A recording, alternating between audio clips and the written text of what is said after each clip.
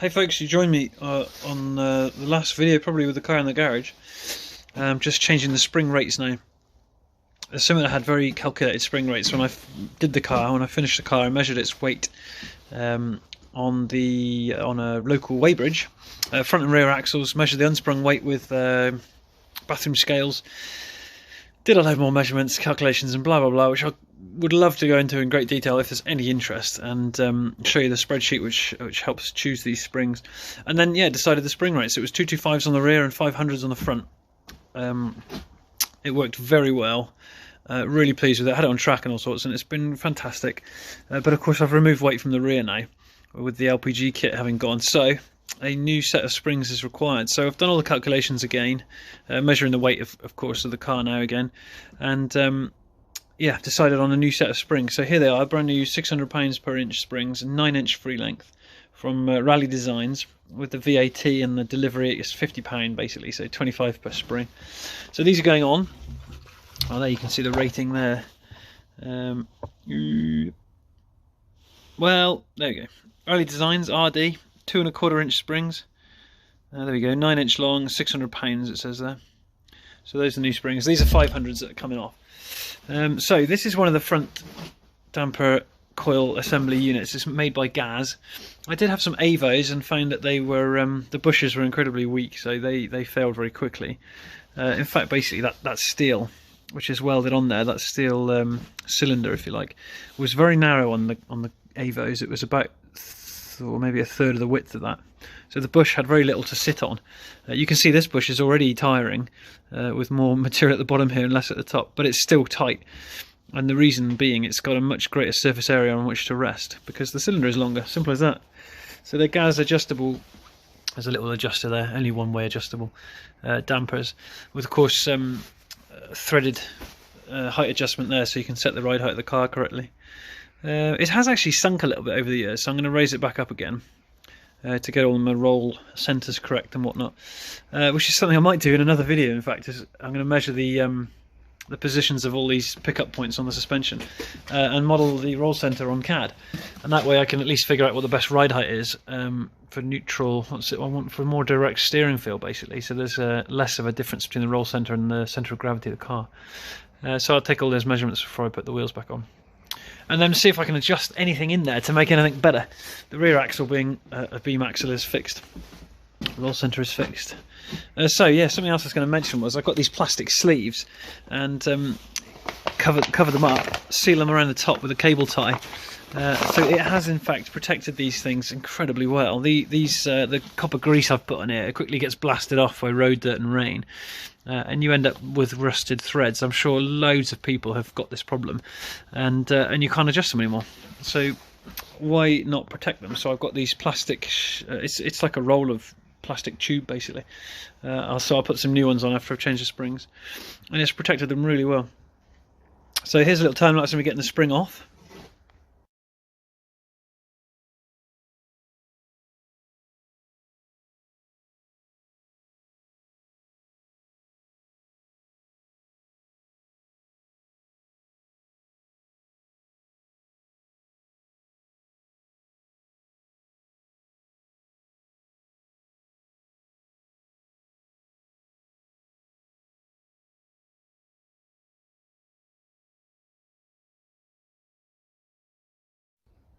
There we go, coilovers done, springs changed, lashings of copper slip on there, and new condoms for my coilovers. They'll go back on the car now.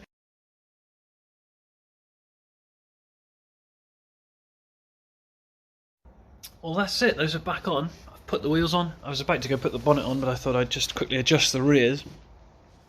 I've got their sleeves ready to go on, new sleeves for the rears, but I have actually found one of them's cracked, which kind of explains why the car's sunk a little bit.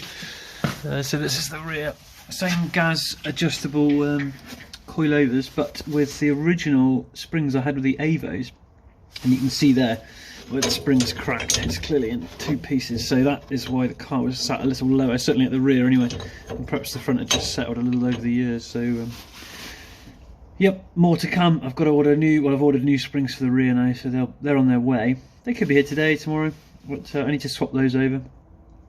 Just did a few more bits, just got to bleed the brakes again. I think I've figured out why the rear brakes won't bleed properly.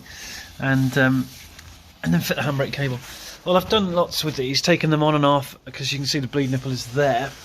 And so I've got to tilt the caliper up to a sort of this angle to get it to bleed properly. And I have got bubbles out after doing that on both sides, but still there's a lot of sponginess in the car. And of course, it's pretty obvious when you look at the handbrake.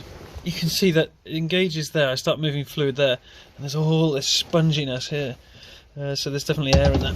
Well, if you look here, this is going to be a little hard to see on camera, but the cylinder is down there for the. Yeah, I can't show it. You'll have to take my word, but that's the handbrake cylinder. It's actually sloping slightly downhill.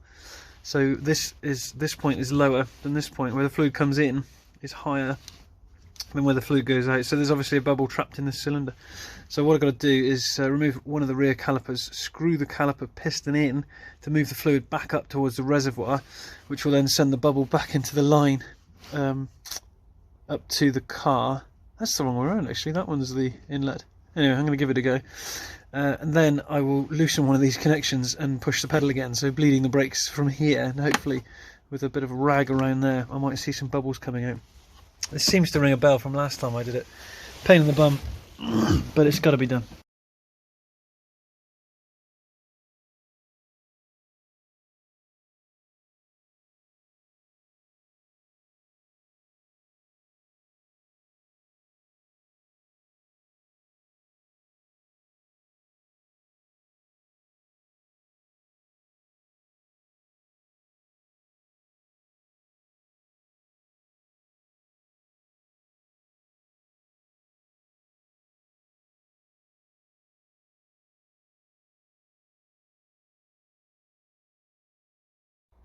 Right, that's that done. I've set them to, I think it's like 3 mil further up or something than it was, so not a lot. It'll probably be too high, to be honest. I wanted it, looking at photographs, I think I want the car something like 20 to 25 mil higher. I've taken the gas out, which is going to give me 10. There's 5 mil of spring sag, which is another 5, and then there's that, so I might be there. It might be too high, but whatever. It's always a bit of a trial and error when you set the ride heights correctly. So yeah, they're ready to go on. I think on the rears I did something because they catch on the axle. They end up pulling up at the front, and yeah, I might trim them. But as you can see, I've got plenty there. I'll fit them to the car and trim them in situ when it's on its wheels, and I've got the ride height correct. So that's all doable then. So that's it. Protected for another 10 years hopefully, and yeah, hopefully they won't break. So they'll go back in the car, and then yeah, not too much left now. Handbrake cable, brake bleeding, and putting the bonnet on. I think that's kind of it. It's very nearly done. Can't wait to do some videos of driving it and experimenting and so on. Yeah, I'll tell you what, next video we'll get the engine going. I don't think we've even done that yet. We'll have an engine running video and perhaps driving it out the garage, something like that. Yeah, listen, thank you very much if you've watched this far. I've got about 10 people watching now, which is lovely. Sort of a few people are interested, and maybe leave me a comment if you want to ask a question, or tell me I'm doing something badly or whatever. Yeah, so thank you very much. Another video to come.